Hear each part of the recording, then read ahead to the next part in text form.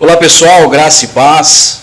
Obrigado a você que está mais um dia na telespecção. Usei bem a palavra? Como um espectador. Como um espectador, vamos ser mais simples então, né? Mas agradeço a você que está acompanhando a gente aí mais um dia. E hoje com um convidado, para você que acompanha o canal da Manancial, você já viu ele várias vezes, né? Pastor Luiz Rodrigo Sebastião. Pastor, obrigado pela presença, tá? Prazer tê-lo aqui. Boa tarde, obrigado pelo convite. É uma honra você ter aceito aí o convite. E antes eu gostaria de agradecer também os nossos patrocinadores, né? Agradecer especialmente aí o Secate Estofados. E já deixar o recado, você que está aí na sua casa, se você está sentado num sofá que está precisando de uma reforma, você tem a pessoa ideal para fazer isso, tá? Ele atende Araçatuba, pode atender até outros estados, até outras regiões, claro que aí a gente vai ter a questão do frete. E se não for sofá, cadeira também. Sofá, cadeira. Estofados em geral. Inclusive ele fez uma cabeceira para minha cama. Cabeceira de cama? Show de bola. Então fica aí o contato do Secate Estofado. Para você que for fora de Araçatuba, DDD 18 981 34 86 49 é o telefone, o WhatsApp. 18 981 34 86 49. Então, muito obrigado, Ira, pela parceria aí. E queremos te receber aqui, tá? Vamos aproveitar uma oportunidade aí para te receber. Mas vamos lá, vamos aproveitar aqui agora a pessoa do pastor Luiz Rodrigo. 43 anos de idade, com essa carinha de 62. É isso. Já pensou, né? A gente vem aqui para ouvir isso. Olha só. E é só os primeiros minutos de prazer recebê-lo, acabou depois dessa, né? Minha mãe falava que eu sou lindo, sou novo e tudo isso. Na internet as coisas tudo mudam, bem. Cara. Pastor, quantos anos já de consagração pastoral? Quantos anos à frente do ministério? A gente está há uns 8, 9 anos, Guilherme. 8 anos já? Mais ou menos isso aí. E fala um pouquinho para os irmãos aí, onde é que é essa igreja, onde ela está localizada, qual o ministério? Então, nós somos da Igreja Manancial, né? Acho que somos a segunda, né? A gente tem a sede aqui há mais de 20 anos e essa congregação que já esteve em vários endereços, né? Ele ficou mais tempo no Ipanema. Hoje a gente está situado ali no Jardim Aeroporto. Jardim Aeroporto. Isso. Quanto tempo já? Ali a gente está há 2 anos. Sim. Certo. E fica na esquina ali, logo na entrada do Jardim Aeroporto, né? Isso, exatamente. Como é que chama aquela rua lá? Ali é a rua Presidente João Goulart, número 106. Então você tá que é convidado aí para estar lá com a gente. Você que é das proximidades lá do Jardim Aeroporto, fica aí o convite para visitar o pastor Luiz Rodrigo, que tem sido uma bênção, tá? Eu sou suspeito de dizer, mas gosto muito das suas pregações. Inclusive quero entender um pouquinho mais sobre isso, porque você tem formação teológica. Como é que é a tua história de formação, Rodrigo? Então, a gente, ao se converter, a gente sempre gostou de estudar, né? Então eu sempre fui ligado a isso. Inclusive, a pessoa que eu ouvi a pregação do Evangelho, que aquilo mexeu comigo, me inspirou muito. Foi uma bênção, né? Então, aquilo me levou a investir nessa área. Então, logo na Manancial, o Manancial tem um trabalho de teológico ligado às Assembleias de Deus, isso, a ETAD, e a gente fez esse curso era um básico e médio, e depois com o tempo eu busquei a teologia mesmo é uma faculdade que a gente tem na cidade hoje, já está um pouco diferente do que era, mas ainda assim ela oferece um curso teológico e com reconhecimento até pelo MEC, não que a gente buscasse isso, mas para mim foi interessante também, porque após isso eu fiz licenciatura em História e isso agregou bastante, né? Então eu consegui usar muito material da teologia. Então eu sou formado em Teologia pela faculdade UCESP, aqui de Araçatuba. E você então começou tudo pela ETAD? Fez o curso básico da ETAD, sim, fez o curso médio da ETAD, e aí você iniciou a graduação. Sim, exatamente. Inclusive usei material da ETAD, conteúdo da ETAD, né, para abater matérias nessa faculdade. Então a ETAD foi uma bênção para a gente, né? Hoje ainda dou aula na ETAD, a gente tem o 3º ciclo, né? Eles reconhecem como um bacharel, mas a ETAD foi uma bênção para mim. Foi uma experiência. Você dá aula no 3º ciclo da Isso. ETAD? Então a gente no nosso núcleo aqui em Araçatuba, a gente tem o 3º ciclo. Eu não sei se em outro lugar aqui da cidade tem, mas aqui tem. Inclusive, quem tiver interessado, procure aí. Então legal. São 3 ciclos, então. São 3 ciclos. É o básico, o médio e o bacharel. Então, quanto tempo dura cada um dos ciclos? Tem ideia? Você tem 2 anos em cada um, né? Você tem o básico e o médio, mas hoje, como eles unificaram, então você leva 4 anos para fazer o básico e o médio. E aí o 3º ciclo, ele, se eu não me engano, é 1 ano e meio a 2 anos, algo assim. E sai com o título de bacharel? Isso eu não sabia. Mas é confessional, né? Então tá. ele não tem um reconhecimento pelo MEC. Entendi. É mais confessional. Entendi. E como é que foi a experiência na UCESP? Você fez 4 anos lá, você eliminou 4 matérias? Eliminei algumas, mas ainda assim a gente teve que ficar... Teve não, né? Foi uma benção. Ficar lá os 4 anos, professores que a gente vai levar aí no coração, e foi uma benção. E faz quanto tempo da graduação? A UCESP eu terminei acho que há uns 5 anos atrás. Certo. 4 ou 5 anos atrás. Rodrigo, vou te pôr numa saia justa. Você acha necessário um pastor ter um curso teológico? O que você sente pela tua experiência? Porque você foi líder de jovens durante muitos tempos, você não começou a pregar depois do curso. Não. Você prega desde antes. Teve alguma mudança? O que você sente desse processo, antes e depois do curso? Olha, ele agregou bastante na questão de abrir uma visão, né, por não ser uma escola confessional, né, então ele abriu uma visão, por exemplo, para a fé reformada que eu não tinha, né, então isso daí foi um diferencial para mim. Então eu tive contato com outras matérias que agregaram ao conhecimento teológico que até então não tinha. Então, respondendo a sua pergunta, é necessário? Necessário, eu acho que não a teologia formal do jeito que eu fiz, mas necessário buscar conhecimento? Super necessário. Então, todos os pastores. Foi buscando conhecimento, conteúdo. Exatamente. Entendi. Então, nesse sentido, para mim, foi muito bom, foi fundamental. E existe algum lugar, alguma programação que é necessário o diploma de teologia? Como que funciona a utilização do diploma? Ele é útil para... O diploma de teologia? Isso.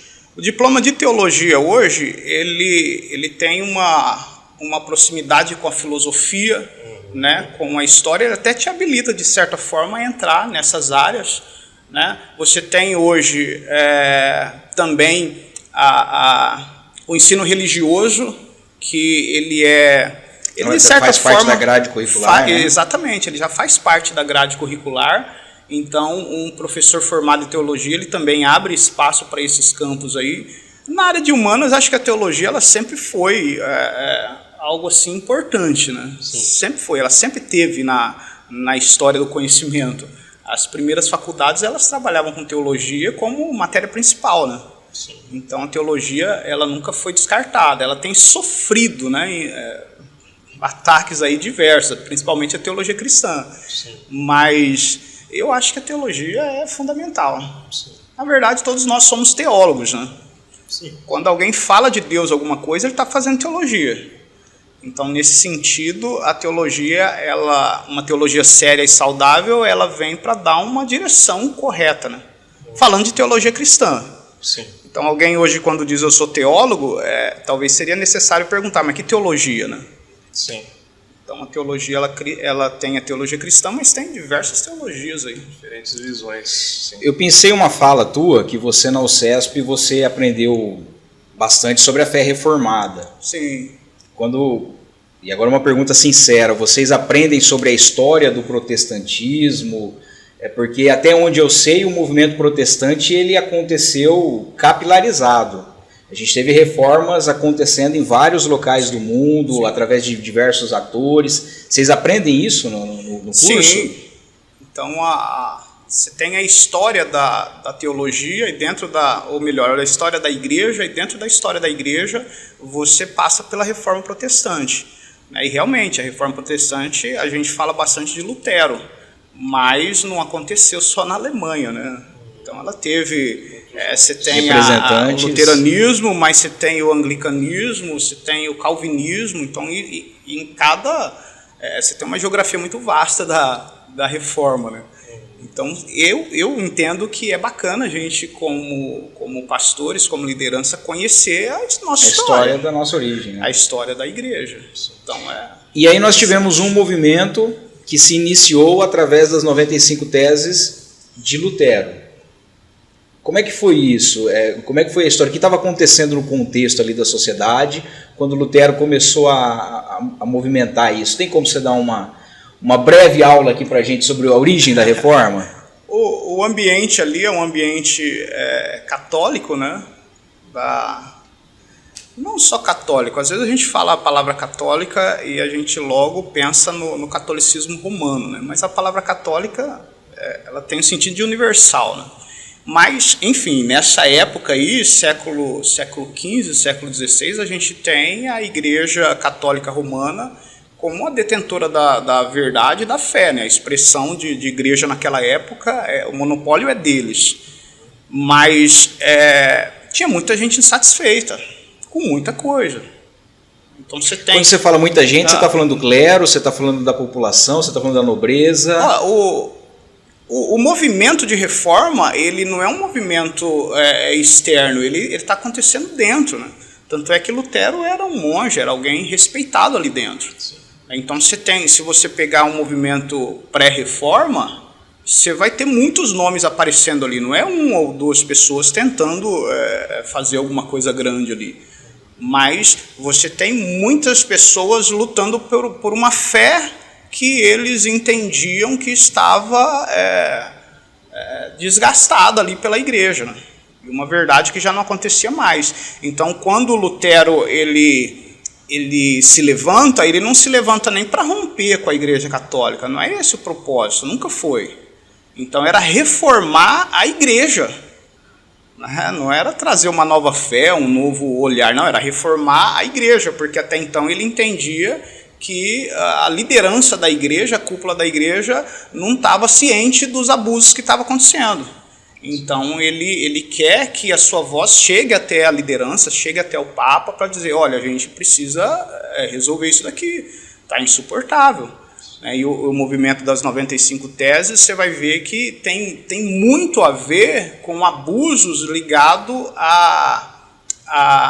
a igreja extorquindo as pessoas. Das indulgências, né? Principalmente as indulgências.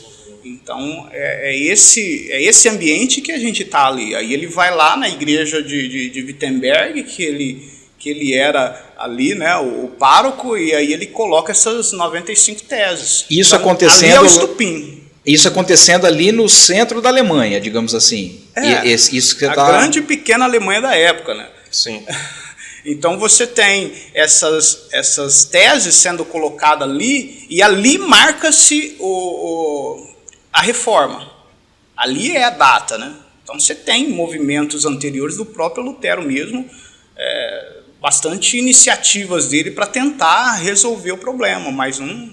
Então, a das 95 teses não foi a primeira tentativa. Foi a principal, a marcante, a que simboliza. Que quando ele faz isso, aí ele chuta a porta, né? Uhum. Aí dali pra frente não tem como retornar mais. Sim. E como que foi houve uma resposta da Igreja Católica? Como que a sociedade reagiu? Como que a Igreja reagiu a isso? A sociedade, principalmente o pessoal ali, a membresia dele, apoiaram ele, né? Ele falava muito bem.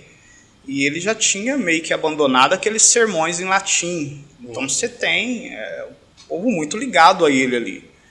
E aí a liderança convoca uma reunião com ele, para ver o que estava acontecendo. E essa reunião era uma reunião para condenação, né? A gente falou de movimentos pré-reforma, e John Hus já tinha sentido isso. Ele foi para uma reunião como essa e morreu na reunião. Então eles marcam uma reunião para que Lutero ele abra mão de tudo aquilo que ele estava falando e ensinando. A gente estava no período da Inquisição?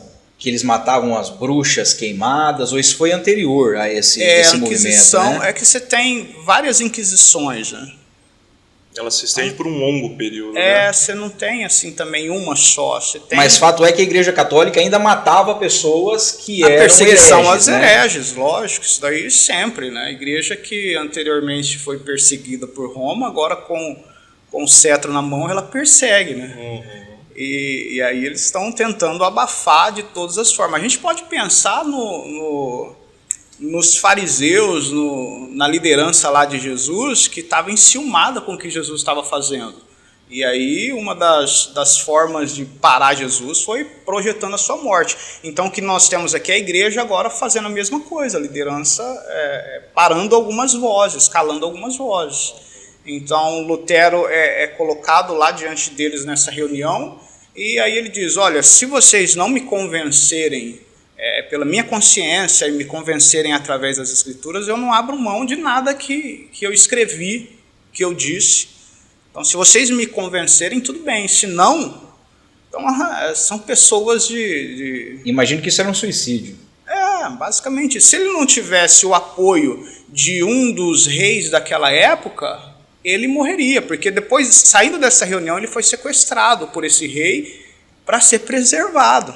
Porque senão ele morreria, sem dúvida alguma, e ele sabia disso. Rodrigo, isso, como a gente disse, acontecendo lá em Gutenberg, na igreja de Gutenberg, ali naquele centro do que hoje nós temos a Alemanha. Sim. Como que isso chegou, por exemplo, na França para João Calvino? Isso foi, assim como o evangelho primitivo de Atos, ele foi tendo os seus fugitivos que foram levando as boas novas. Tem alguma informação quanto a isso? Você tem movimentos de reforma que praticamente nasceram de forma paralela, sem ter uma influência da outra. Foram então era uma época, penso eu, que de Deus mesmo agindo ali na consciência de muita gente. E aí ideias reformistas você tinha em todo lugar já.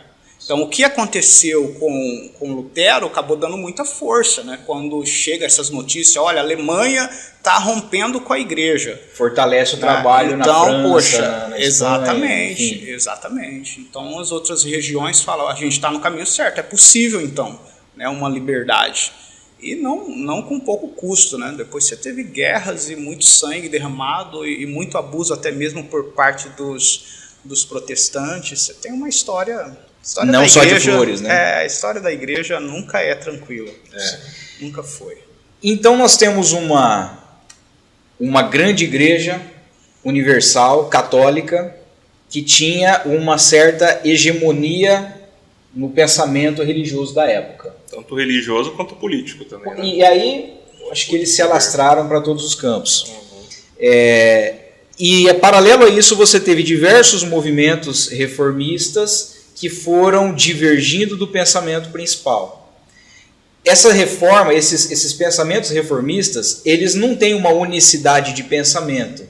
Por isso que a gente tem grandes discussões hoje dos batistas, dos assembleianos, dos luteranos. Como que você enxerga isso, essas divergências atuais? A gente tem, ainda voltando um pouco lá atrás, a gente tem pelo menos 4 movimentos, assim, 4 braços principais, né? Que é o luteranismo, você tem o anglicanismo na Inglaterra, você tem depois o calvinismo, e você ainda tem movimentos mais radicais, né? No caso dos anabatistas e alguns outros ali. Então, o que você tem ali são esses 4 braços principais que saem na reforma. Cada um com a sua peculiaridade, né? E se você pudesse destacar um ponto de diferença entre cada um desses 4? Uma característica? Se a gente falasse no luteranismo, Lutero ele não sonhou com uma igreja tão diferente da igreja católica.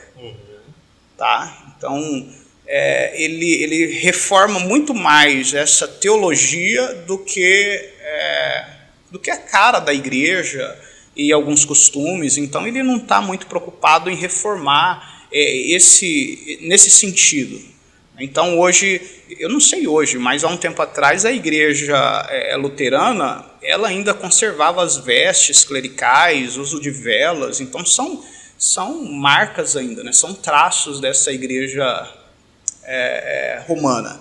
Mas enfim, a teologia ele foi excelente, né? no campo da teologia. Agora, quando você vai para o anglicanismo, você tem uma reforma muito mais ligada à política da época, né? Então, até uma questão de casamento e divórcio pessoal, né? Então você tem o rei dizendo, olha, eu quero me separar da minha esposa. Não pode separar, né? Jamais que isso pode, né? Aí ele diz, não, por que não pode? Não, porque a igreja diz que não pode, então a gente rompe com a igreja. E assim nasce, né, a grosso modo, né, assim nasce o movimento anglicano, que vai ganhar qualidade no movimento puritano. Tá? Então já é um outro período. Porém, o anglicanismo ele nasce dessa forma. Então já é bastante. O puritanismo a gente já está falando de Estados Unidos, numa época um pouco mais à frente. Os Estados Unidos eles foram posteriormente colonizados por muita gente vindo, né, principalmente da Inglaterra, que da onde veio, né, o puritanismo. Sim. O puritanismo ele nasce na Inglaterra, fortemente. Mas então, depois do trabalho de John Wesley na Inglaterra, como é que foi John Wesley nessa história? John Wesley ele vem depois na história. Depois dos puritanos? Depois dos puritanos. E ele diverge também um pouco, né? Mas enfim, vamos lá. Aí você tem o movimento de Calvino, né? Que apesar de ser um francês, o ponto ali principal dele foi na Suíça, né? Então ali você tem, né? E a maioria dos estudiosos vão entender que ele é muito mais sistemático. Então ele consegue explicar, e não era um teólogo, né? A formação dele era em direito, era um advogado, mas muito habilidoso em escrever, então ele meio que sistematiza a teologia protestante. Então muita gente que critica o trabalho de Calvino hoje não sabe que a influência que a igreja tem hoje, até mesmo os pentecostais, a influência calvinista é muito grande, porque ele sistematizou a teologia. Aquilo que tinha um monte de ponta solta na época, né, foi meio que Calvino foi amarrando algumas pontas. Você tem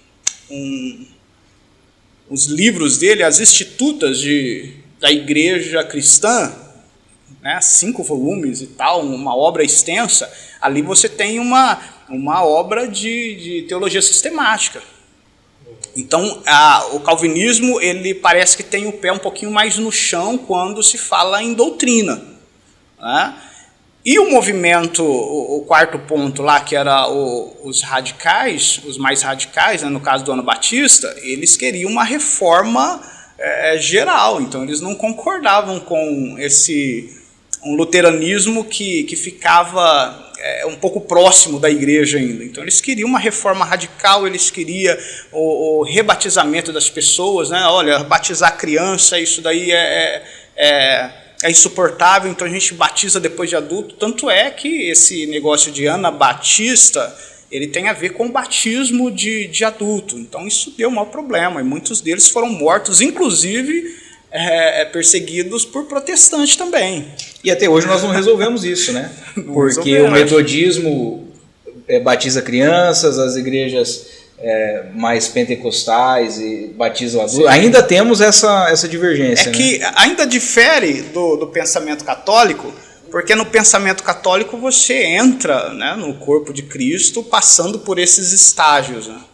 E, por exemplo, para a presbiteriana, eles não batizam uma criança como alguém que está sendo salvo a partir daí. Então, era a ideia da circuncisão, por exemplo, né? Ele está batizando ou ele está sendo circuncidado para fazer parte dessa família, né, da aliança. Mas alguém que é batizado ainda criança, se no momento de fase adulta, dentro do presbiterianismo, se ele não encontrar com Cristo, ele não tem garantia nenhuma. Então, o batismo ele pode até ser parecido, né, na forma, mas por trás a doutrina é diferente. É diferente. Então não se compara, por exemplo, o batismo na Igreja Católica com um batismo na igreja, você citou aí, metodista, né? Metodista, se não me engano, acho que a metodista batiza crianças, mas depois eles fazem, sim, acho que aos 12, 15 anos, eles fazem o movimento de confissão. Eles têm sim uma renovação de votos, digamos, sim, assim, né? Sim. Mas o movimento da reforma que priorizava o batismo, rompendo com essa ideia católica, eram os movimentos mais radicais. Então, dentro do calvinismo, do luteranismo, anglicanismo, você tinha, não tinha sem problema nenhum. Então, na Igreja Católica, batiza-se a criança. Aham. E aí, posteriormente, ainda com os movimentos luteranos, anglicanos, ainda manteve... Conservaram isso. Conservaram muita coisa a partir do ano batista... muita coisa foi conservada. Entendi. Você vê que não era nem isso que era pra gente seguir o fluxo da conversa aqui. Entrou nesse assunto. Não, mas tá riquíssimo, acho que tá riquíssimo. É assim que é maravilhoso. A gente começa falando de uma coisa e vai puxando outra. E por falar nisso, você que está nos acompanhando online, se você está gostando dessa conversa, curte aqui o nosso material, compartilhe esse podcast para mais pessoas. Eu acho que é a forma que nós temos de incentivar, sim, né, o nosso trabalho. Inscreva-se no nosso canal no YouTube, ative as notificações. Exatamente. E você está vendo aí um QR Code fixo na sua tela. Esse QR Code é importante que a gente fale, é o QR Code que você tem a oportunidade de nos ajudar, tá? Eu vou sempre falar a mesma coisa, nós não estamos falando de dízimo, nós não estamos falando de oferta, nós estamos falando nada do tipo, eu estou falando de uma ajuda para esse trabalho nosso. Isso aqui tem custo, isso aqui tem despesas, e você que tiver aí a oportunidade de gostar desse trabalho nosso, você pode nos ajudar com qualquer valor, tá? Esse aí é o Pix, você pode fazer as doações para nós, essa ajuda. E também você que tem alguma empresa, estiver nos ouvindo e quiser patrocinar, assim como o Secate Estofado faz com a gente, nós somos muito gratos. Você tem a oportunidade de explorar esse espaço também com o teu material, com a tua publicidade. Entre em contato conosco, tá? As nossas redes sociais, elas vão estar sendo disponibilizadas agora aí via GC para vocês. Então, podem entrar em contato conosco, tá? Mas tem mais alguma coisa? Isso, QR Code na tela, Pix, chave Pix também, qualquer valor está ajudando. Então, você pode ajudar a gente com a interação, comentando, compartilhando, se inscrevendo. Você pode ajudar com o valor que você quiser, e você como empresário patrocinando aqui, apoiando. Você participando de uma dessas três já ajuda bastante a gente a levar essa mensagem. Mas o mais importante é você curtir e compartilhar esse material, porque é a maneira com que nós temos de fazer com que o algoritmo entregue isso para mais pessoas. Exatamente. Né? Então curta, não custa nada para você, curta aqui, comente com a gente no chat, a gente vai ler os chats, acho que vai ser a oportunidade que nós vamos ter de fazer, saber se isso vai estar fazendo sentido para vocês ou não. Vamos falar um pouquinho agora sobre o Rodrigo, não sobre o pastor Rodrigo. Bom, né? Que benção. É nascido em Araçatuba? Sim, nascido em Araçatuba, nascido e criado. E me orgulho disso. É uma excelente cidade, né? Quente pra caramba. Depois que a gente acostuma, né? Mas eu também concordo. Mas já acostumou já? Não. Eu também não acostumei, não. Para quem não conhece Araçatuba, gente, nós devemos estar com 40 graus lá fora, uma hora dessa. Marcando no termômetro, a sensação térmica com mormaço, céu fechado. Rapaz. Misericórdia. Mas, Rodrigo, me diga aí como é que você nasceu num lar cristão, como dizem aquele jargão, você nasceu num berço evangélico? Não tive essa sorte aí, não. Você teve uma experiência no meio do caminho? Sim. Meus pais, também vindo de família humilde, né? Meu pai trabalhava com construção civil e minha mãe empregada doméstica. Então, nossa origem é bastante simples. A gente não teve bastante recursos. Mas, enfim, também a gente teve uma infância muito boa, né? 3 irmãos e a gente curtiu muito ser criança naquela época e adolescente. Então, a falta de recurso financeiro não foi. Era a foi época que empinava pipa no meio da rua, que jogava bola na Sim, asfalto. E outra, a a gente nasceu em um bairro que estava no seu início, ruas de terra, e você tinha um campo de futebol ali perto. Bairro Primavera. Primavera, ali, TV, ali para aquele lado ali. Então a infância foi muito boa. Né? Então você pensa em futebol, em empinar pipa, em nadar em córrego, caçar passarinho. No pé. Isso, exatamente. A gente teve de tudo aí, né? Mas na área da religiosidade, eu recordo que a minha família frequentava o budismo. Né? Então a gente tinha em casa, na sala, um oratório com um pergaminho ali escrito em japonês e tudo mais. Caramba! A gente fazia lá as nossas, eu não sei nem se é prece, oração, como chamar, mas a gente tinha, né, um culto, tinha uma certa liturgia. Isso ali. Veio de uma tradição familiar ou seus pais? Não, eu não sei em que parte da história dos meus pais que eles se envolveram com o budismo. Sim. Mas não veio assim dos avós. Então foi os meus pais mesmo. E aí eles se envolveram, provavelmente em um momento de dificuldade lá, entenderam que ali tinha uma solução, e eu lembro de a nossa adolescência ainda estar ligado a reuniões budistas e tudo mais.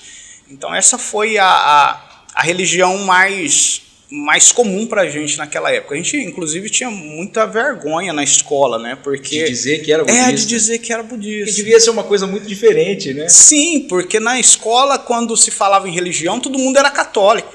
Então, o que você é? Sou católico. Um outro evangélico. Até o evangélico já era meio já discriminado. De lado, tinha essa... Mas o budista era... mais raro ainda. Meu Deus, né? Diferente. Porque você ia ter que explicar o que é isso, né? E a gente tinha lá as nossas vergonhas e mais, e tinha...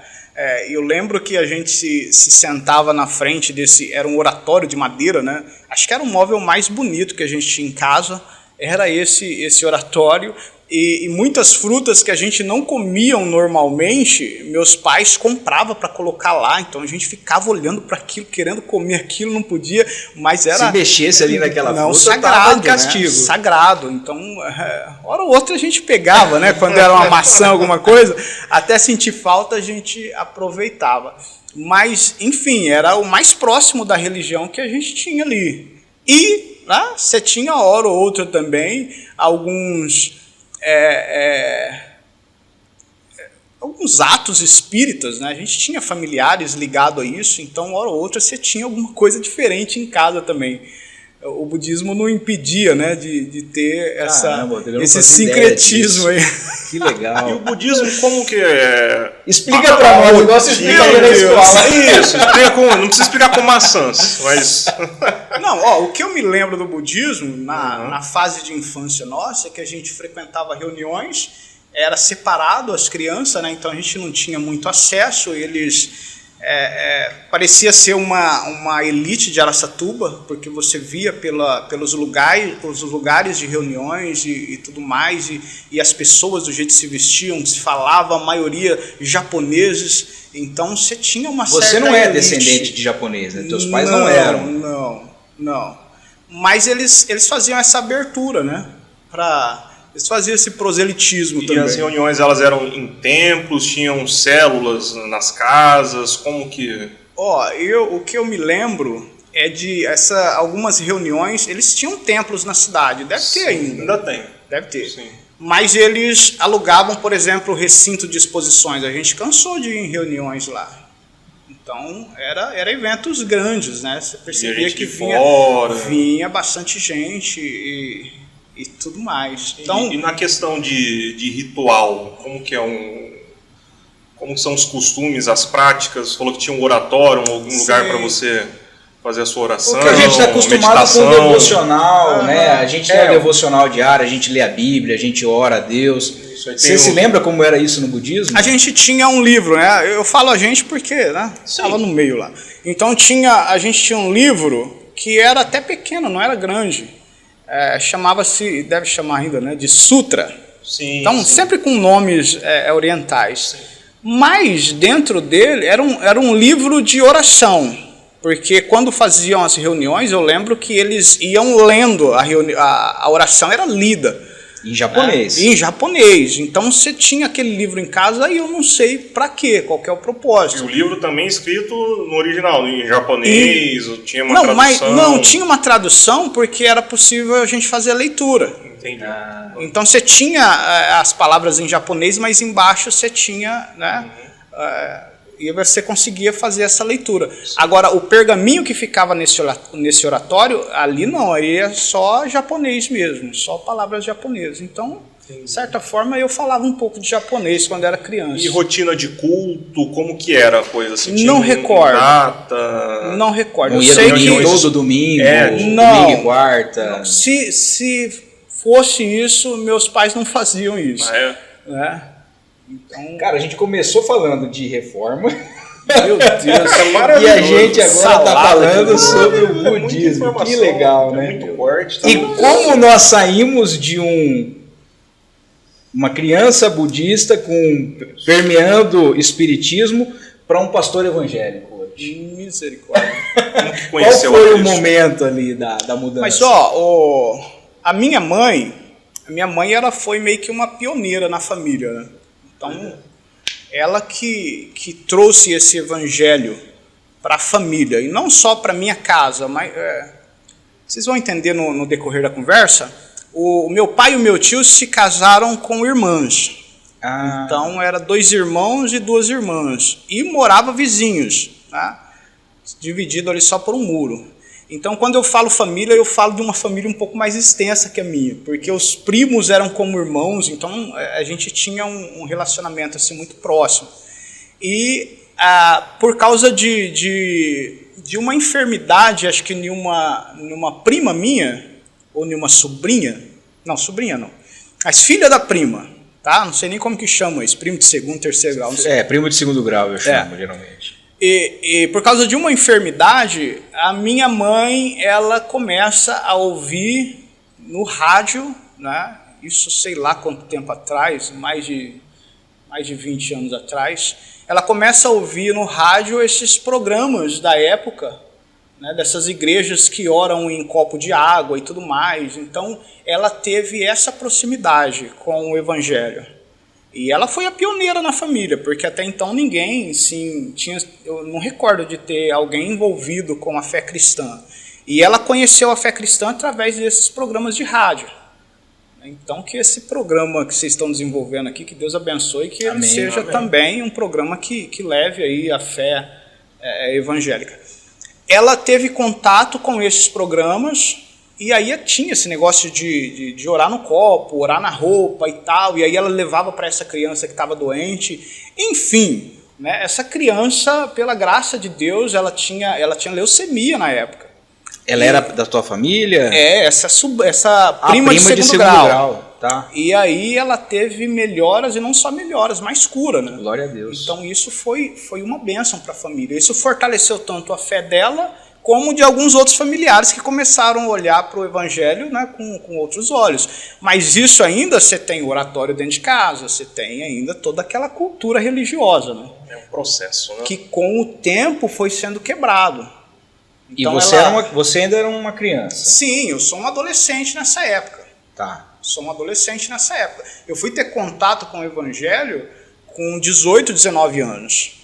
Nisso aí ela já estava frequentando uma igreja lá do bairro, e ela já estava firme nessa igreja. Geralmente só igreja pentecostal, né? Sim, só ela, né, fazia parte dessa igreja, de toda a família só ela ia, e ela ia com muito problema dentro de casa, né, porque meu pai, não, o que você tem que ir e tal, e horário e tudo, aquilo. Mas ela dava um jeito de participar de reuniões e ela estava firme nessa igreja e convidava a gente constantemente. Mas para um jovem de 18, 19 anos que está pensando aí que tem uma vida muito mais interessante fora de religião, né, a gente não dava muito valor nisso. Mas, para fazer a vontade dela, agradar ela de alguma forma, a gente vai de vez em quando e tal. Né, você tinha a proximidade com música, a gente sempre gostou de música, né, eu e meus irmãos, principalmente o mais velho, o Alessandro. Então ele... Para quem não sabe, o Alessandro é aquele que toca bateria de quarta-feira no culto da Manancial. Exatamente. Então a gente teve contato com a música antes da igreja. E como na igreja tinha instrumento, então tinha algo interessante na igreja, né? Então a gente ia lá de vez em quando, fazia a vontade da minha mãe. E eu fiquei até pensando, né? Teve uma mensagem que eu preguei um tempo atrás que Jesus ele fala do tesouro que foi encontrado, né? Acho que eu até tenho essa mensagem gravada aí. Na minha experiência, eu diria que foi mais ou menos isso. Porque eu não estava procurando nenhum sentido para a minha vida. Eu era um jovem de 18, 19 anos, começando a namorar, então não estava pensando em me envolver com religião. Mas, algumas vezes que eu participei desse culto, numa igreja bastante simples também, né? Então, de algumas vezes que eu participava, na hora da mensagem, eu senti uma vontade muito forte de sair dali. Não queria estar lá. Então, era um desejo muito grande de sair dali. Mas, eu não conseguia sair, cara. Negócio interessante. Eu não conseguia sair. Eu queria sair por causa do alto padrão que era aquilo que estava sendo pregado. Mas porque aquilo te incomodava? Demais. O padrão era muito alto. Eu ainda não entendi. Padrão... Porque a fala era algo que você não estava compreendendo, ou o contrário, você estava compreendendo demais aquilo estava te atacando? Exatamente. Então o padrão que estava sendo colocado ali de vida, eu falei, não, isso daí não dá. Isso aí inclusive, é insuportável, né? Eu pensar nisso agora. Mas... Para um jovem de 18, 19 anos, abrir mão da carne... Às vezes a gente prega o evangelho hoje... E na evangelização a gente fala, olha, eu sei que você é triste, então eu estou te falando aqui sobre alegria. Você vai encontrar muitos jovens aqui, eles não sabem o que é tristeza, não. Né? Ou pelo menos eles não entendem o que é tristeza, então eles estão se sentindo muito felizes, está muito bem, tá bacana demais a vida. E hoje em dia tem uma grande oferta pastoral com mensagens assim, né? Que é para o jovem feliz, que é a mensagem... Você chegar lá hoje e falar assim, olha, eu sei que você é uma pessoa muito triste, que você tem uma tristeza aí no seu coração, ele vai rir na sua cara. Ele fala, cara, eu estou num momento demais da minha vida, né? Sim.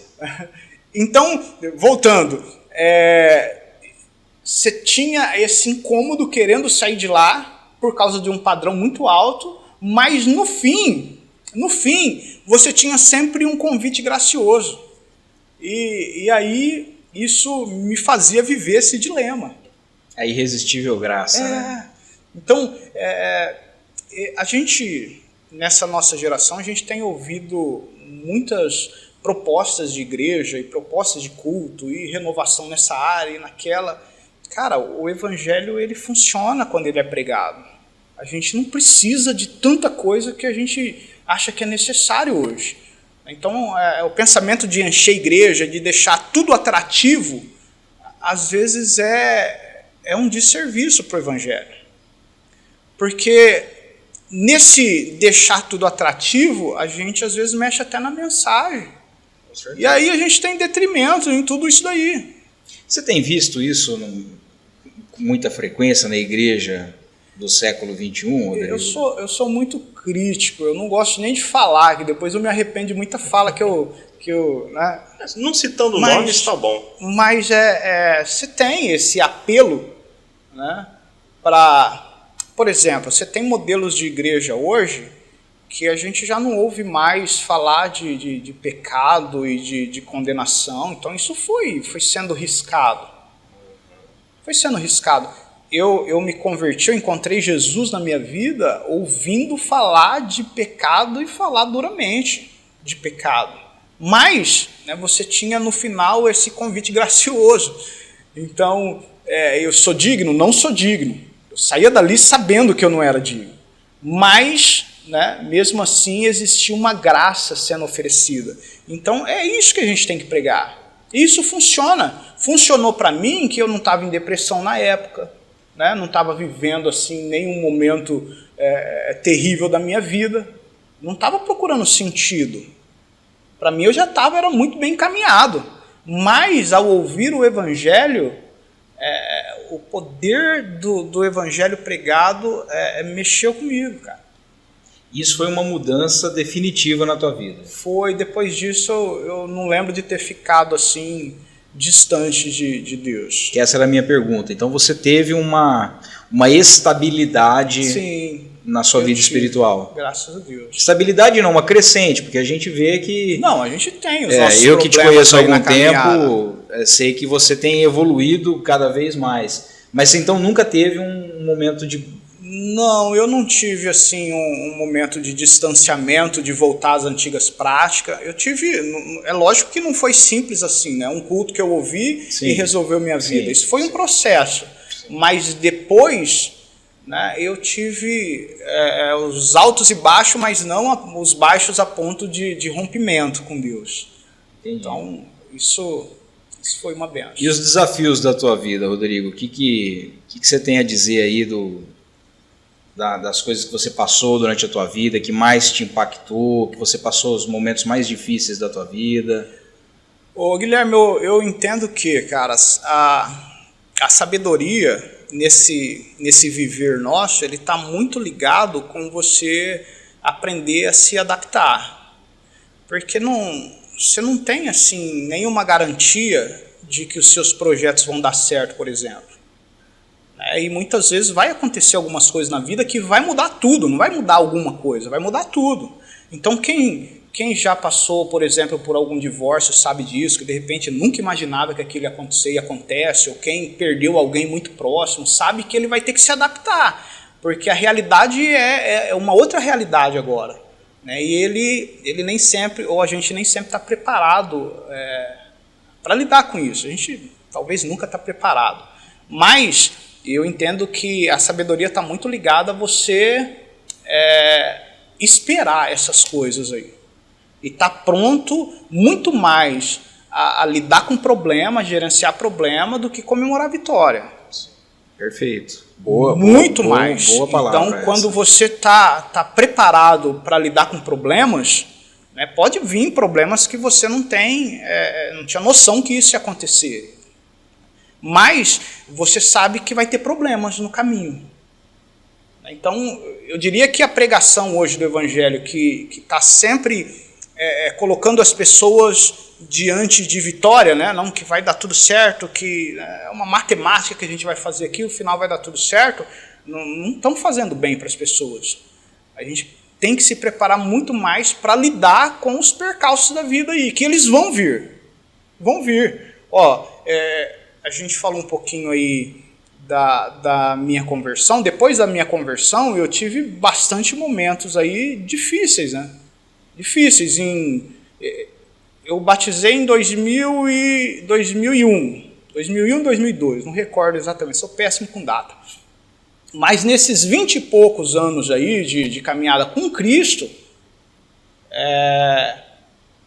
uma das coisas que aconteceu, eu tive um filho com um problema craniano.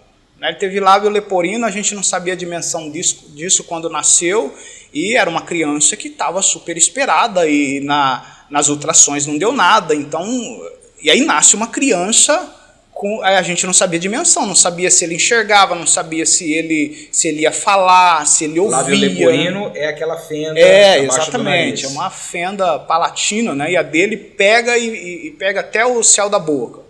Então a gente não sabia a dimensão disso. Quando a gente vai para o hospital lá de Bauru, que é especializado, a gente vê casos lá que a gente sai de lá assustado. E agradecendo a Deus porque o do filho é menor, né? Pelo menos com a esperança de que o seu problema seja menor. Porque a primeira visita que a gente vai lá é com 4 meses. Então tem um monte de exames que vai ser feito, né, para saber qual que é a dimensão daquilo. Você era recém-convertido? Não, nessa época... Você já tinha uma certa maturidade. Essa foi a época do pastorado.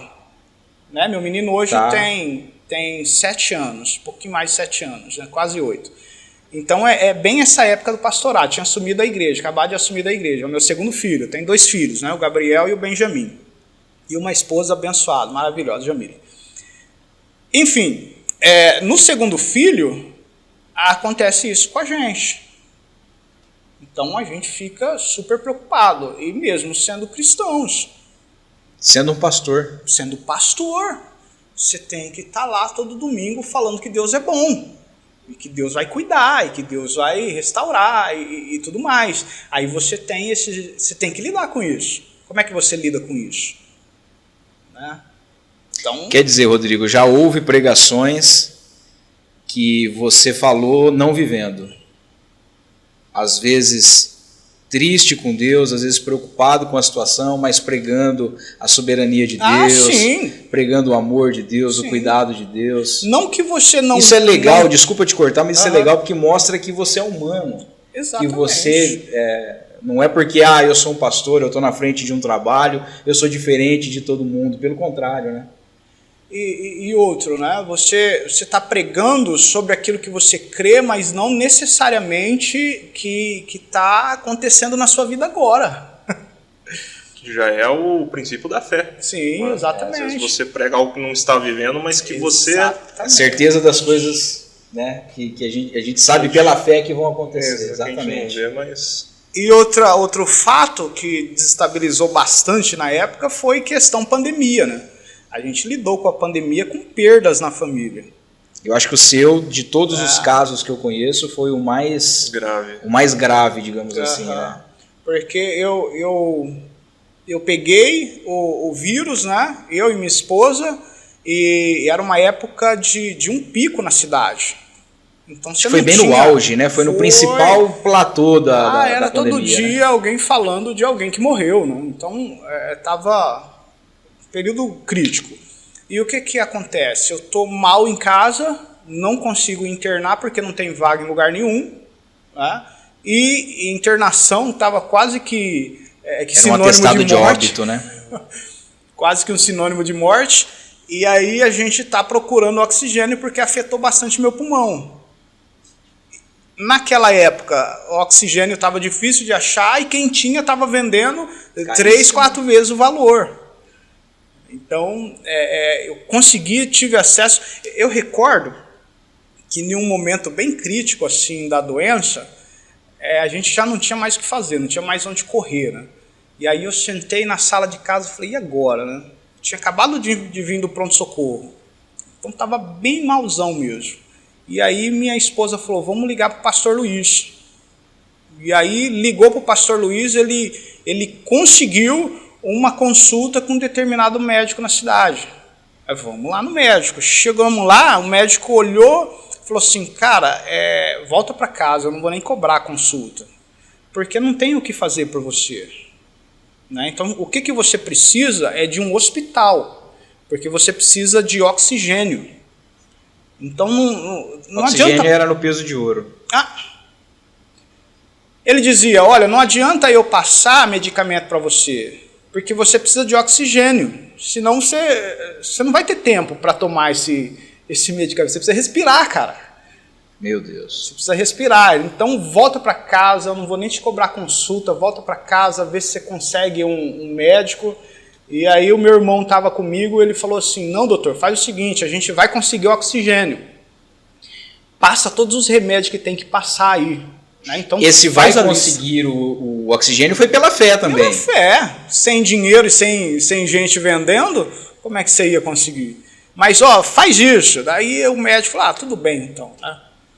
E passou uma lista lá de remédio, aquilo, um alto preço e tal, tudo mais. Mas, enfim, compramos remédio e começamos a tomar. E eu lembro que eu cheguei em casa, liga para um lugar, liga para o outro, não consegue oxigênio em lugar nenhum. Por fim, conseguimos, né? Um cilindro de oxigênio. O cara falou assim, olha, o que eu tenho é isso daqui. Se você aguentar aí uns 3, 4 dias com ele, eu consigo outro para você. Eu falei, não, dá para começar, né? Glória a Deus, 4 dias que isso aqui vai ser uma benção. Mas aquilo foi em um dia só, porque estava usando bastante, estava usando acho que 12, 13 litros. Então era bastante quantidade, não ia aguentar muito tempo. Mas era só com você ou mais membros da família? Só comigo, no início só comigo. Minha esposa ainda não estava nesse momento. Mas resumindo, né, para a gente não gastar tanto tempo assim, eu fiquei sendo medicado em casa pela provisão de Deus. A gente conseguiu, sei lá, acho que uns 10 cilindros lá de oxigênio, 1 por dia. Então a gente conseguiu isso, mas nesse meio tempo, quem que fica doente? Fica minha mãe doente e fica meu tio e minha tia. né? Então os 3 ficaram doentes e eu só ouvindo notícia deles, porque também não podia fazer nada, estava acamado. Quando eu começo a melhorar, aí meu irmão vem conversar comigo, falou assim, a mãe morreu, cara, a mãe não aguentou. E a tia também. Só tá o tio internado e a situação dele não tá boa. Mas, para resumir, em um final de semana, de sexta até domingo, morre minha mãe, minha tia e meu tio. Caramba. E isso que, se a gente voltar 5 meses atrás, eu já tinha perdido meu pai. Não para o Covid, mas eu tinha perdido meu pai. Então a gente teve essas 4 mortes na família num espaço de 5, 6 meses. Você ficou sozinho em um final de semana? Em um final de semana. E a minha esposa também mal do meu lado, também no oxigênio. Então a experiência Covid foi terrível.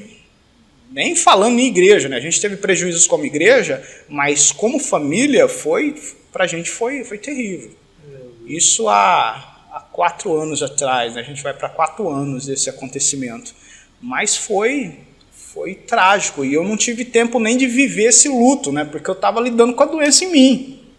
Sabendo que possivelmente poderia ser você o próximo. Você pensava nisso? Demais, Guilherme. Teve uma noite, eu lembro que nos momentos críticos, eu já estava sem dormir já uns 2, 3 dias, não conseguia dormir, cara.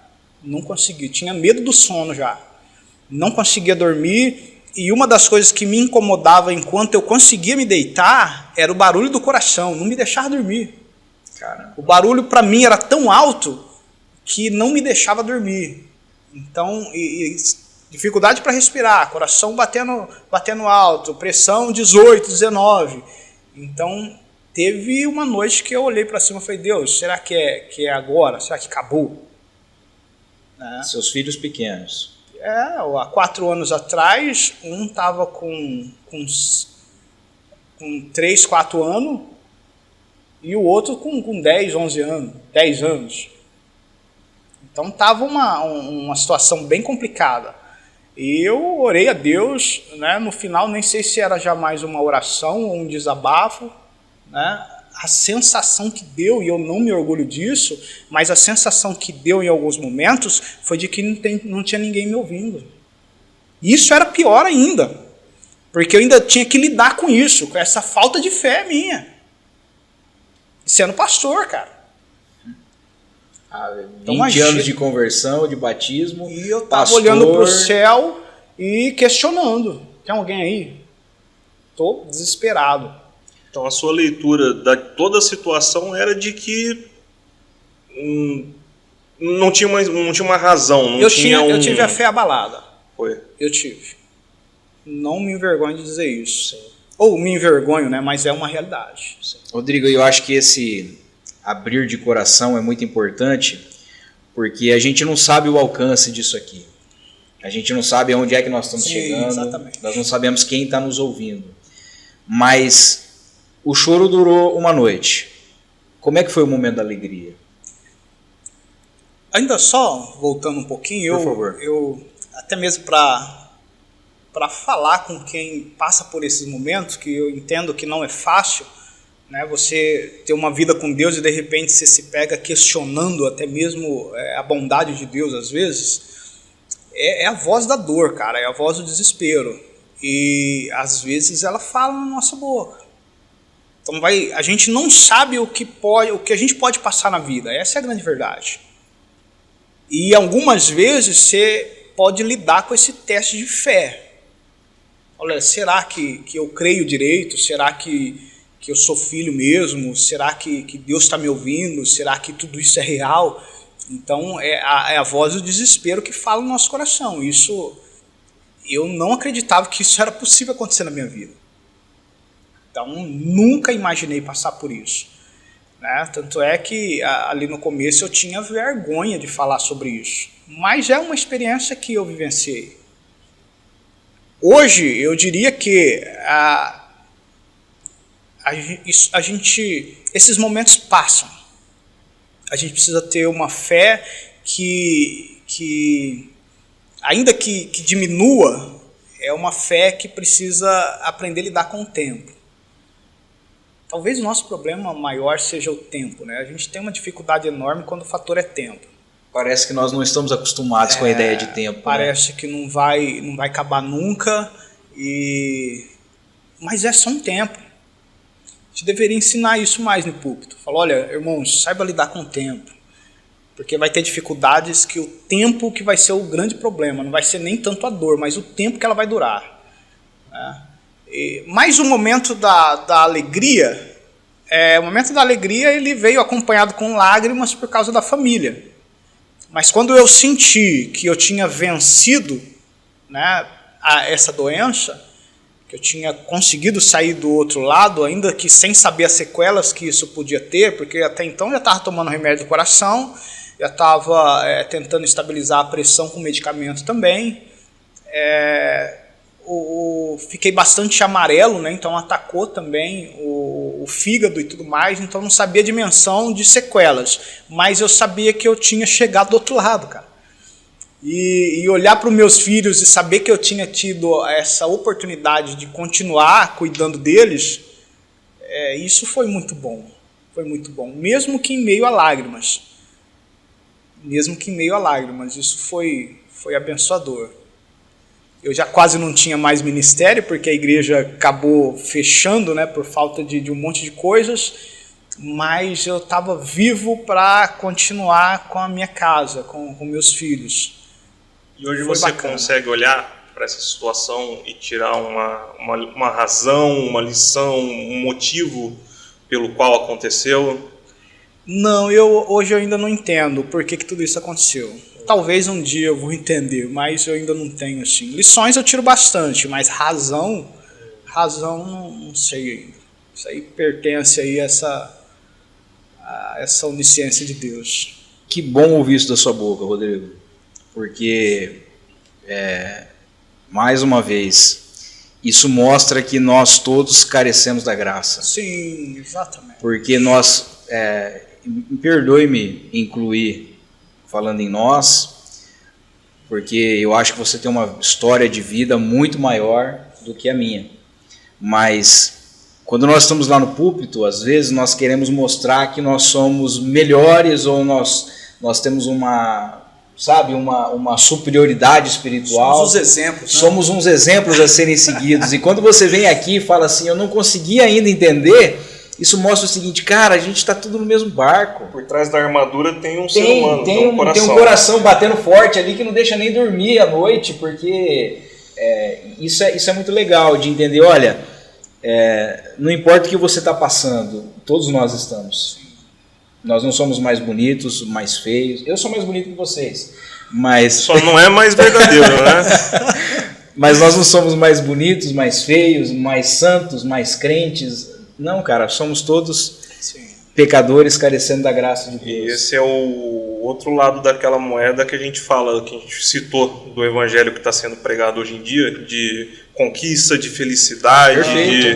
E do outro lado a gente tem as pessoas, quem ministra, mostrando uma vida perfeita, que não se abala, que não tem manchas. Está tudo incluso, né? Mas quando você fala no púlpito de um Deus que está cuidando, você acredita nisso? Acredito com toda a minha força. Deus não cuidou de mim por causa da minha fé. Eu acabei de falar aqui que minha fé fraquejou. Então não foi por causa da minha fé, foi graça. Então a base de relacionamento de Deus com o ser humano é graça. Não é porque ele viu alguma coisa em nós, o que ele viu em nós. Então a base do relacionamento é graça. E ele cuida por causa da graça também. Ele cuida por causa da graça. E que bom. Que bom. Porque se eu tivesse que merecer alguma coisa de Deus ali, talvez essa foi uma das minhas principais lições em tudo isso. Eu não tenho um motivo assim para dizer o quanto eu sou forte, o quanto eu sou isso. Não. Então, isso me fez lidar melhor com quem sofre, por exemplo. Que a gente, como pastor, a gente lidar com algumas pessoas que estão sempre reclamando, eles estão sempre na pior, eles são... lástima a vida deles. E às vezes a gente cria uma insensibilidade diante disso. A gente vai criando uma insensibilidade com o sofrimento alheio, mesmo sendo pastores. E essa experiência me ajudou com isso. Porque no momento de sofrimento das pessoas, às vezes eles não querem nem que você dê uma solução para eles. Às vezes eles querem alguém ali perto, cara, só isso. Só uma referência. Alguém segurando na mão deles ali e falando, não, tô aqui, cara, tá tudo bem. Porque sua dor, mesmo montando. Sua dor espiritual naquele momento foi justamente achar que não tinha ninguém sozinho. Ouvindo. Você precisava de alguém, pelo menos ouvindo. Exatamente. E o período de pandemia foi terrível, né? Pra todos, porque a gente não podia nem ter um abraço. É. A gente não podia nem ter um aperto de mãos.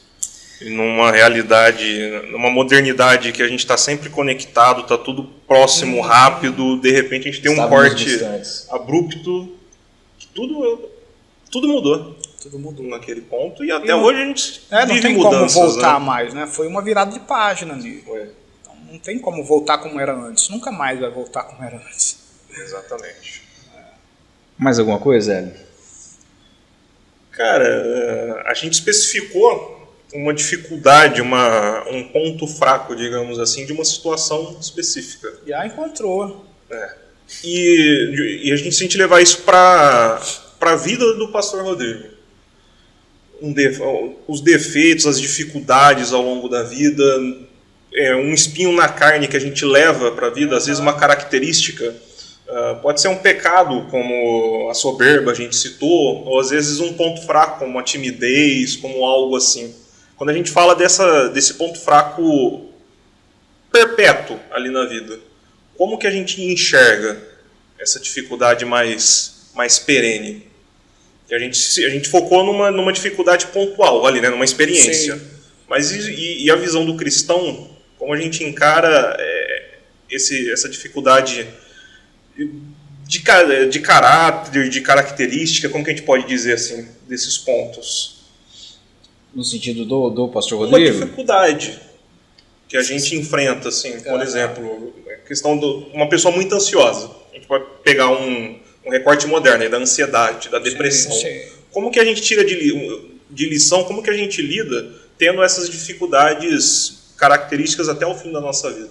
A razão, como lidar com isso? Eu vou falar da minha experiência, né?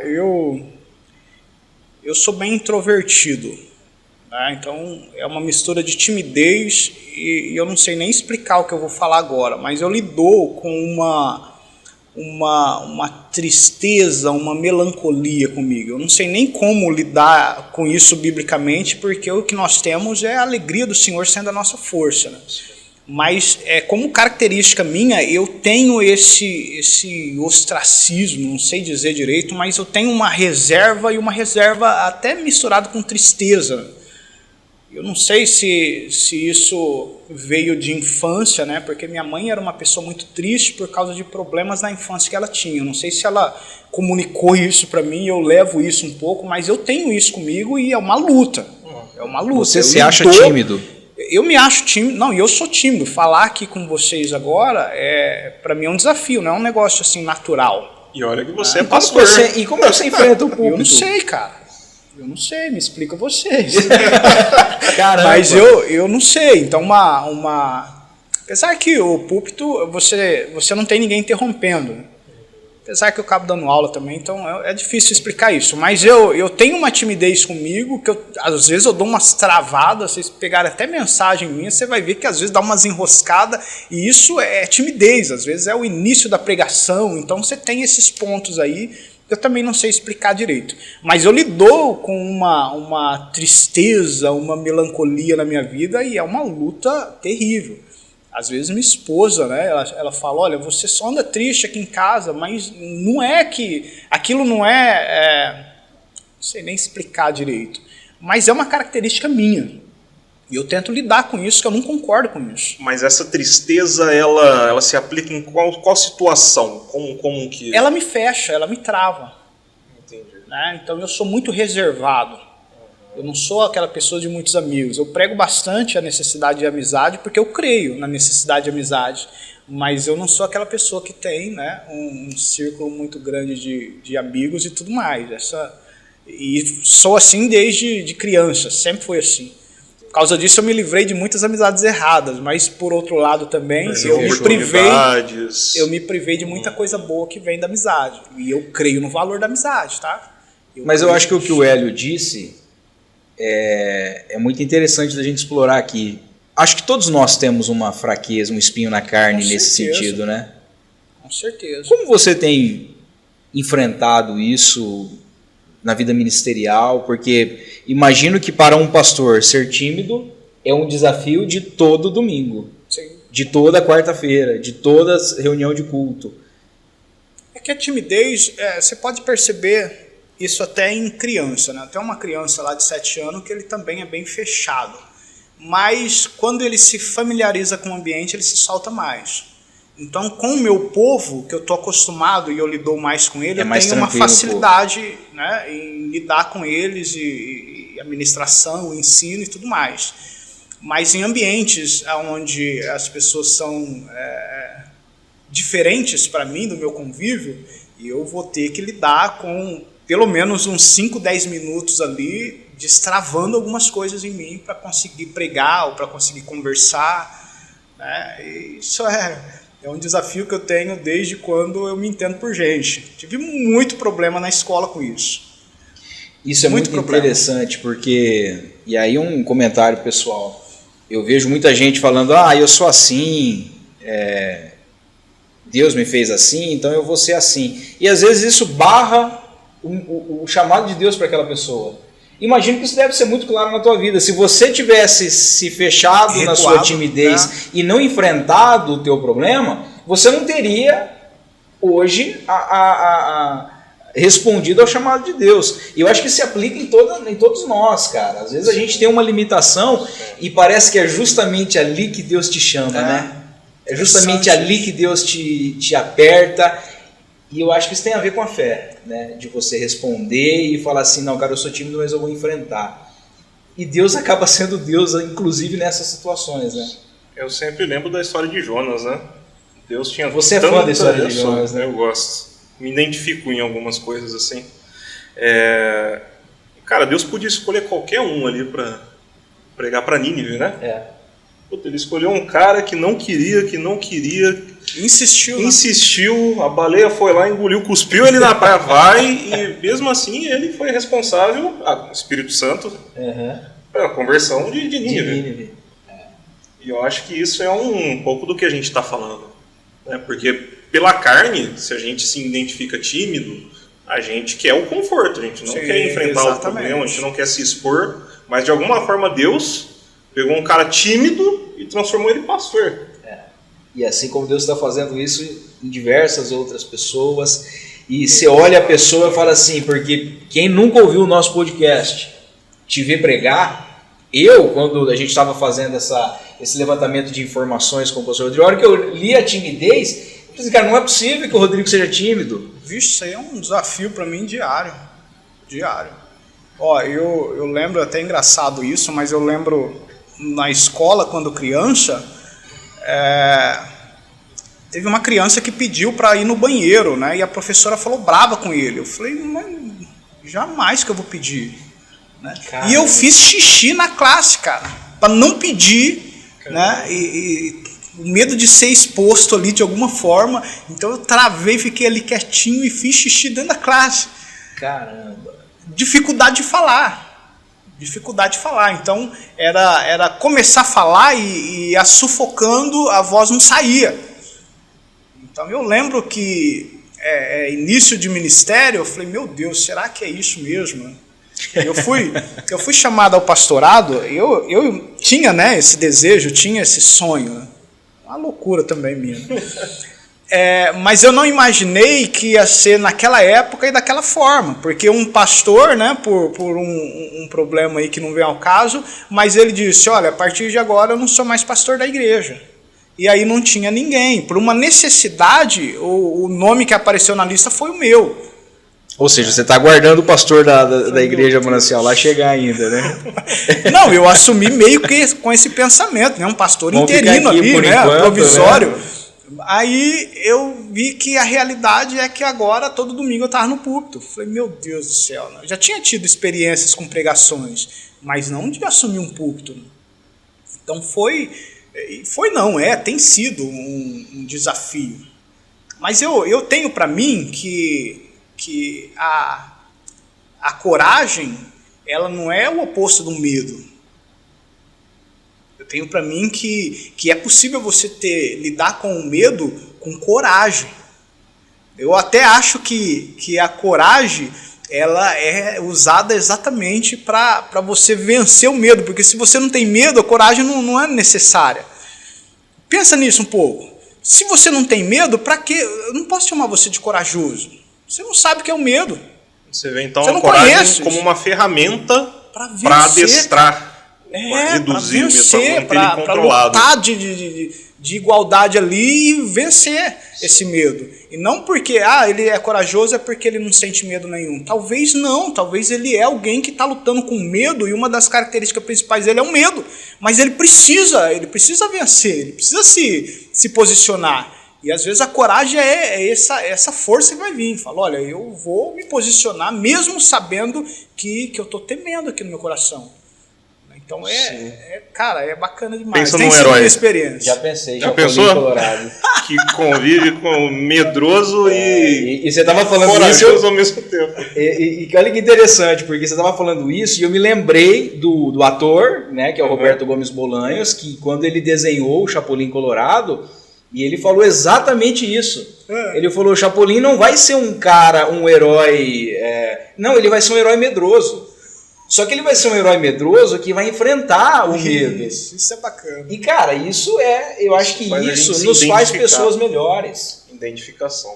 Isso nos faz pessoas melhores, porque quando eu não avanço, quando eu não me ponho à prova, eu vou ser isso para sempre. E eu acho que o chamado da graça é esse, né, Rodrigo? O chamado da graça é te desafiar todos os dias a lutar contra a sua carne, se tornar uma pessoa mais próxima de Cristo e fazer... 9:23. Perfeito. E fazer com que isso possa alcançar outras pessoas. Que conversa riquíssima. Só fazer uma última sobre essa questão de enfrentar a timidez. A gente falou do pastorado, a gente falou de pregar para uma igreja, mas quanto ao evangelismo, quando a coisa é 1 a 1 ali, não é para uma multidão, como que é lidar com a timidez? É difícil, é mais difícil. É mais desafiador? Eu prefiro falar para várias pessoas do que falar para uma pessoa só. Mas você teve experiências antes do pastorado, de evangelismo, Não, até o evangelismo próxima. Você lidar com ele todo tempo, né? A gente nunca sabe a oportunidade que a gente vai ter. Sim. Então, mesmo antes ou depois do pastorado, a gente vai ter que lidar com esse evangelismo pessoal e encontrar caminhos ali, né? Mas a timidez, ela dificulta mais ainda. Pelo menos na minha experiência, eu prefiro falar para 10 do que para 1. Porque como você falou, você leva um tempo para você se sentir à vontade, para você se abrir. Aí eu preciso, exatamente, eu preciso, né, ter um tempo com a pessoa, me tornar talvez amigo para depois. Então, no evangelismo rápido, eu vou ser uma negação. E que legal, porque tem gente que é exatamente o oposto, né? Se você entregar um púlpito e 500 pessoas para ouvi-lo, ela vai travar. E se você der uma pessoa para ela discipular, ela vai mudar a vida da pessoa. Sim. Acho que é um pouquinho da multiforme graça de Deus, né? Multiforme graça. Deus tem Isso é verdade. Uma maneira de trabalhar gigante. Rodrigo, nós queremos te agradecer. Eu que agradeço. Por essa oportunidade. Eu acho que foi um papo assim riquíssimo. A gente tinha muitas outras coisas para conversar. Da tua vida profissional, a gente acabou nem citando isso, mas apenas para encerrar, a linha de pensamento do nosso podcast é aquela conversa de Martinho Lutero com o sapateiro. Quando o sapateiro chega para ele e fala assim: Lutero, como é que eu posso servir melhor a Deus? E Lutero diz assim: olha, faça um bom sapato e venda a um preço justo. Como um pastor pode servir melhor a Deus? Eu abriria até mais, né? Eu falo um pouquinho do pastor, mas para se aplicar a qualquer profissão, né? Como proposta aí que você colocou.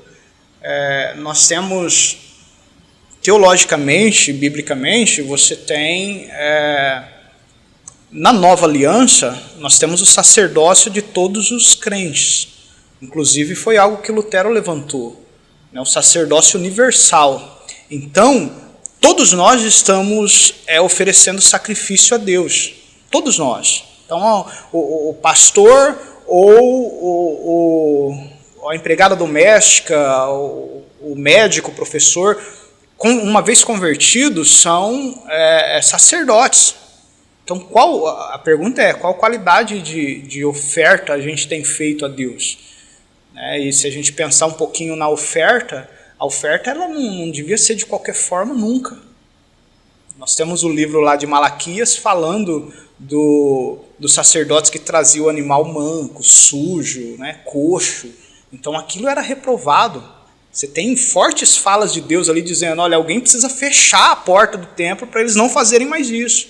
Então eu diria que em qualquer profissão hoje, não que o pastor seja uma profissão, é muito mais vocação do que profissão, ou quase nada de profissão, mas em qualquer profissão hoje, onde um crente está exercendo sua função ali, qual tipo de oferta, o que a gente, como um sacerdote, o que a gente está sacrificando a Deus? Então, como pastor, na minha experiência, eu tenho buscado fazer sempre com sinceridade, com honestidade, com amor, acima de tudo, para que esse sacrifício seja aceito. A gente não falou, mas você acabou citando aí, hoje eu trabalho, pastor por profissão, por vocação, mas por profissão eu dou manutenção em condomínio. Então, o que eu faço ali é um culto a Deus, é um sacrifício a Deus. Cada vez que eu vou para aquele lugar, eu vou para sacrificar o Senhor. Então, qual a qualidade disso? Qual a qualidade disso? Então, um cara que entende isso não pinta uma parede de qualquer jeito. Não pinta, ele faz para o Senhor. Então, quem que é o patrão? Em última instância, eu estou fazendo para Deus. Então, isso precisa ser feito da melhor forma possível. Então, o médico que opera, o professor que ensina, o carpinteiro que faz lá os móveis, ele precisa entender que, uma vez filho de Deus, sacerdote de Deus, a gente tem aquela ideia ainda papista, de que sacerdote, quem que é o sacerdote na igreja evangélica? Pastor. É nada, querido. Biblicamente, todos sacerdotes somos nós. Eu preciso ser pastor para agradar a Deus? Eu preciso ser alguém de púlpito? Não! Você tem que, na sua profissão, fazer da melhor forma possível. Fazer para o Senhor. É isso, cara. É isso que Deus quer de cada um de nós. Então você pode estar limpando o chão ou fazendo uma cirurgia na cabeça de alguém. Como é que você está fazendo isso? Eu diria que muitos pastores são rejeitados por Deus fazendo aquilo que ele acha que é a melhor coisa, que tal e tudo mais, enquanto algumas pessoas em lugares tão mais simples, em profissões tão mais simples, estão servindo a Deus, cara, com qualidade. Perfeito. Com qualidade.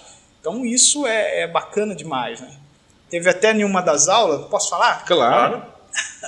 Teve até em uma das aulas de teologia, para quem era tímido, tá bem solto, Mas você não pode falar isso, cara. Você já me travou, o coração já começou a acelerar aqui, ó.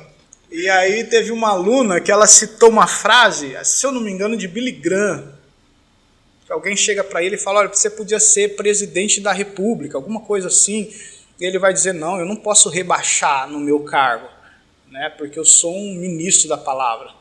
A gente entende o que ele está querendo dizer. Fala, olha, eu tô fazendo algo aqui que vai dar resultado para a eternidade na vida de muita gente. A gente até entende de certa forma, mas por outro lado, tanto o pastor como o presidente, ou como professor, ou como qualquer outro, se ele faz isso para a glória de Deus, o que ele faz... é o top. O que ele faz tem valor diante de Deus. Então isso é bacana a gente resgatar. Quero servir a Deus, vou ser um pastor? Não, eu posso servir. E a gente precisa ensinar isso para os nossos jovens. Você pode servir na profissão que você escolher. Você não precisa ser um pastor. Se Deus te chamou para o pastorado, amém. Mas se não, seja um bom psicólogo, seja um bom... qualquer coisa aí que você escolher. Sim. Se você fizer de uma forma que Deus se agrada, você tá servindo a Deus na sua profissão. Isso, lógico, faz a gente repensar em um monte de coisa. Isso muda a nossa vida. Muda tudo, porque eu ganho dinheiro para quê? Eu escolhi uma profissão, a gente faz isso, principalmente com os filhos. Não, vamos estudar eles, vamos formar eles em alguma coisa para que eles ganhem bastante dinheiro. Mas qual que é o objetivo final de tudo isso? qual que é o objetivo final? Se isso for para a glória de Deus, tem valor. Se não, qual o valor de tudo isso? E nós corremos o risco de construir para a ferrugem comer, né? Exatamente. Então isso muda tudo. Esse negócio de evangelho, irmão, aceitar Jesus, né? Esse chavão aceitar Jesus. Não é tão simples sério, assim, isso aí né? muda muita coisa, muda tudo, né? Muda tudo. Você parar de viver para você e para viver para a glória de Deus, cara, isso muda tudo. Eu acho que nós, enquanto espectadores, nós enquanto membros da Igreja Manancial, nós que estamos acompanhando esse podcast, a gente louva a Deus por aquele jovem lá com 18 anos ter respondido a esse chamado. Que talvez naquela época não tinha nem ideia do tamanho do problema que estava arrumando para si mesmo, sim, mas que tem impactado vidas. Eu estou falando isso não é porque você está aqui não, mas muitas pessoas que eu ouço na cidade falam assim, rapaz, eu te vi pregar, ou que legal que você está pregando, rapaz, aquele pastor Rodrigo é bom pra caramba, né? O pastor Luiz é bom pra caramba, né? Então assim, não no sentido de te engrandecer, mas olha, o teu ministério faz sentido. Muitas vidas são abençoadas por você e que o Senhor possa continuar te abençoando. Obrigado pela tua visita. Obrigado por esse momento tão precioso de conversa. Eu acho que foi muito legal. Bom, né? Demais, né? Foi. Só vamos dar o último recadinho da Secate Estofados. Verdade, estava esquecendo. Nosso patrocinador. Mas você aí que mais uma vez estiver precisando de alguma ação aí quanto ao seu... eu não sei se ele faz banco de veículo, mas fora banco... Se bem que ele já reformou o banco da minha moto também. Mas, cara, sofá, cadeira... aquela parte atrás da cama, cabeceira da cama, isso aí, o que você estiver precisando, entre em contato com o pessoal da Secate Estofado, tem nos abençoado aqui, e se não é apenas isso, são mais ou menos 12 anos de profissão, uma pessoa que conhece do que faz, e você anote o número dele aí, 18 981 34 86 49, DDD 18 981 34 86 49. Um trabalho de qualidade. Tenho certeza que quando ele vai fazer alguma reforma, ele sabe que ele está fazendo isso para Deus. E isso que é importante. Você que nos acompanhou até aqui, Deus te abençoe. Não se esqueça de curtir e se inscrever no nosso canal. Todos os sábados nós vamos estar trazendo um papo como esse aqui, de qualidade. A gente quer que seja nesse nível aqui as conversas, daqui para cima. Falamos de muita coisa, hein? E Rodrigo, a gente vai te trazer algumas outras vezes, tá? Vença a tua timidez, mas você estará conosco algumas outras, tá? Legal, a gente está aí. Deus abençoe. Obrigado, gente. Amém. Fechou?